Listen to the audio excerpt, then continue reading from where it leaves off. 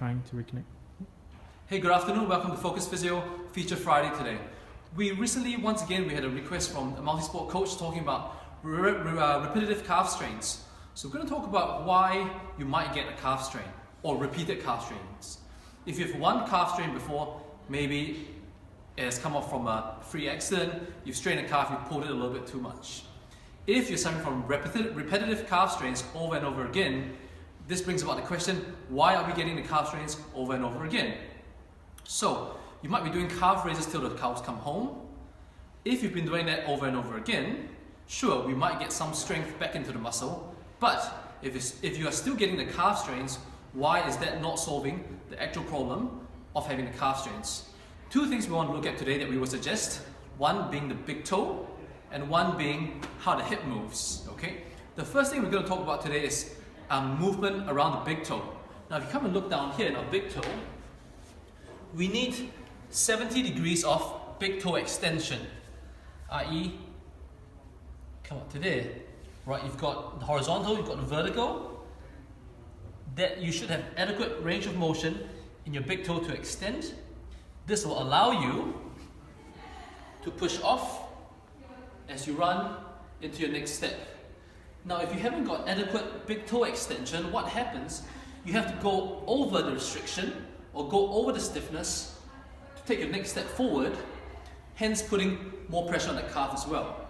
So that's the first big thing. Another way to check the big toe, on your hands and knees, how well you can sit back onto your big toe joint, or whether when you're sitting back, you're actually only that way, and that's all the range you've got.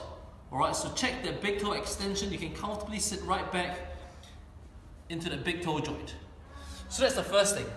Now the second area that we want to look at is how the hip moves as well, namely the hip extension pattern. Meaning this pattern. If that's neutral, we want to see how well the hip can extend. So if you haven't got good hip extension, when you try and take your next step, you haven't got enough range to pull you over. Alright? One way of looking at your hip extension pattern is from the bretzel that we've talked about, the stretch. Let's go this way. If we cannot get good hip extension through there, this tests how well from this vertical line, how much my knee can go behind that vertical into the hip extension pattern.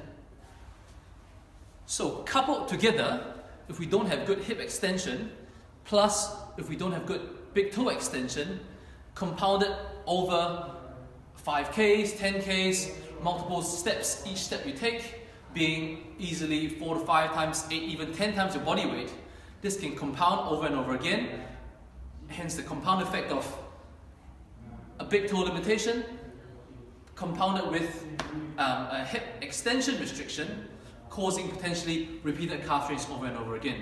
So this is just a suggestion to suggest why, even though you've been doing seemingly a lot of strengthening exercises, why you might still have a calf strain repeatedly.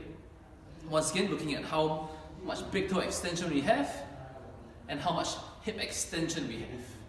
Alright, so until next time, for our next Focus Physio Feature Friday, we'll wait for your next topic of choice. We'll see you then.